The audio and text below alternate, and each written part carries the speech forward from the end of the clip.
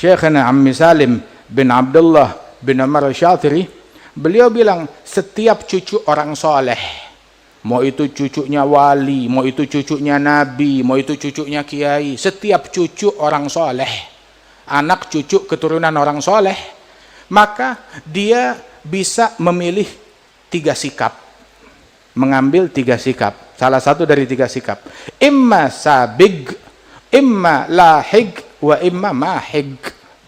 Menjadi sabig, mengalahkan para salafnya, lebih unggul dari mereka, lebih hebat dari mereka.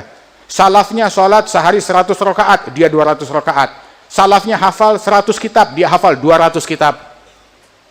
Salafnya sedekah 1 miliar, dia sedekah 3 miliar. Lebih unggul dari salafnya. Fadlullah, anugerahnya Allah Ta'ala, nggak bisa dibatasi. Yang hebat cuma orang dulu, orang sekarang nggak bakalan bisa lebih dari orang dulu. La, umatku kalmatar, kata Rasulullah, umatku itu bagaikan hujan. Saat hujan yang membuat panen, membuat tanaman jadi subur, bukan cuma di bagian awal dari tetesan hujan, bagian tengah, bagian akhir, semua juga punya fungsi yang sama. Bahkan Rasulullah bilang di dalam hadis, la yajidanna ibnu Maryam fi ummati mithla hawariyih. Sungguh Isa ibn Maryam saat turun di akhir zaman, dia akan mendapati di kalangan umatku ini orang-orang yang seperti kaum hawariyinnya beliau. Fi riwayah khair min hawariyih, bahkan lebih baik daripada kaum hawariyinnya beliau. Yang gak heran, wali-wali dari umat Nabi Muhammad lebih unggul, lebih mulia daripada wali-wali dari umat nabi-nabi yang lain. Sebab Nabi kita Nabi Muhammad lebih unggul dari mereka. Sehingga sahabat Nabi Muhammad lebih mulia daripada sahabat nabi-nabi manapun juga. Ulama dari umat Nabi Muhammad lebih unggul daripada ulama dari nabi manapun juga. Ulama ummati ka'anbiya Bani Israel, kata Rasulullah, ulama umatku bagaikan para nabi-nabi dari kalangan Bani Israel sallallahu alaihi wasallam. Dan umat Rasulullah lebih mulia daripada umat nabi-nabi yang lain sallallahu alaihi wasallam berkat Nabi besar Muhammad. Nah, saudara-saudara sekalian, kemuliaan nggak bisa dimonopoli, cuma buat orang dulu aja, orang sekarang nggak bisa. Lah, tetap bisa. Anugerahnya Allah Ta'ala. Imma sabik, kamu bisa mengalahkan, bisa melebihi mereka. Wa imma lahik, nggak bisa melebihi mereka, mengikuti jejak mereka, mengikuti. Ayahnya sholat 100, ya dia, saya sholat duha 8 rakaat, witir 11 rakaat, Ali Zainal Abidin tiap malam 1000 rakaat, Syekh Abdul Qadir Jailani tiap malam 1000 rakaat, Junaid Al-Baghdadi tiap malam 1000 rakaat, Rabi Adawiyah tiap malam 1000 rakaat, Al-Faqih Al-Muqaddam tiap malam 1000 rakaat. Dia nggak bisa begitu, tiap malam 11 rakaat witir. Nggak bisa 11 rakaat witir, jangan ditinggal.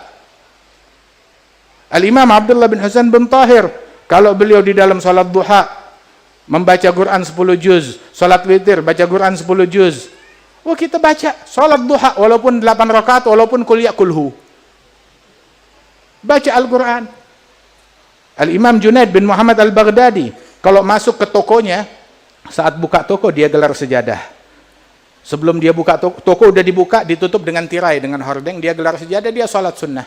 Nggak banyak, cuma 300 rakaat. Habis itu baru dia buka tirainya, ayo siapa yang mau beli, baru dia jualan. Ini tokonya orang dulu, belum masjidnya. Ini tokonya orang dulu. Loh, kok bisa dia sholat ratusan rakaat, ini sholat 1000 rakaat? Soalnya mereka nggak scrolling handphone. Soalnya mereka nggak sibuk baca komentar netizen. Soalnya mereka nggak sibuk ngomentarin orang. Sibuknya bukan dengan medsos, sibuknya dengan Al-Quran.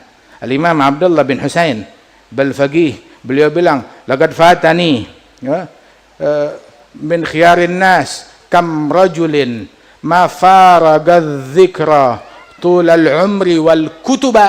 Saya kehilangan orang-orang soleh, para wali-wali yang seumur hidupnya kerjaannya nggak pernah berpisah dari zikir, dari kitab, dari ilmu. Ma faragadz dzikra tulal umri wal kutuba, nggak pernah berpisah dari kitab, nggak pernah berpisah dari ilmu. Kathir min syuyukhina, hatta Ammi Salim, Al-Habib Salim bin Abdullah bin Umar Syatiri, ini depan mata kita, sibuknya sama kitab.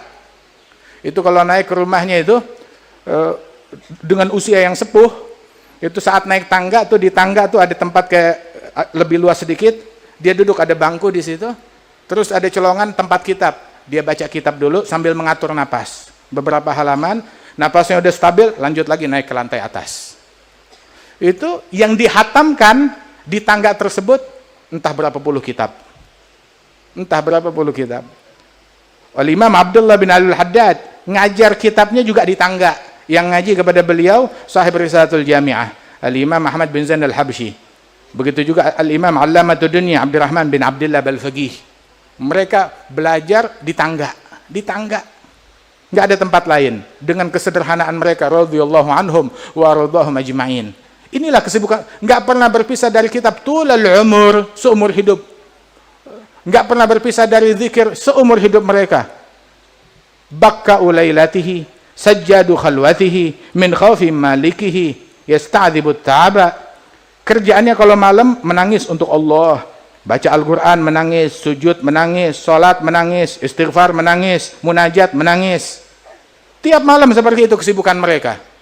Oh, kita kapan terakhir saat baca Al-Quran? Kapan terakhir kita nangis saat baca Al-Quran? Kapan terakhir kita nangis saat baca Al-Quran? Kapan terakhir kita menangis dalam sujud kita? Kapan terakhir kita menangis saat kita ingat neraka, saat kita ingat kematian? Enggak, hilang handphone baru menangis, hilang motor baru menangis. Ditegur oleh majikan, dibully oleh netizen baru menangis. Enggak menangis buat motivasi akhirat. Imam Abdullah Haddad sampai bilang tafidhu uyuni bidumu'i sawakibi famali ala abki ala khairi dhahibi ala umrin idh tawalla. Saya menangis. Apa menangisnya? Atas umur saya, atas ini, atas itu. Yang banyak kehilangan bukan Abdullah Haddad, tapi kita yang banyak kehilangan. Dan itu pun dengan segala ibadat mereka, tawadhu'nya luar biasa. Orang sekarang imma dia menjadi sabik atau lahik, atau nggak bisa mengikuti, meneladani mereka walaupun sedikit, atau minimal antara dua hal ini. Jangan jadi yang ketiga. Apa ketiga? Mahig. Apa itu mahig? Mengikis habis, meninggalin sejauh-jauhnya daripada kerjaan orang tuanya.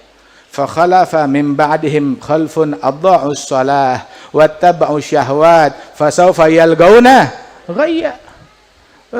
Setelah mereka datang generasi yang mencukur habis, menghilangkan kebiasaan para leluhurnya, ninggalin sholat, mengumbar syahwat, terus menganggap dirinya orang paling mulia di alam semesta.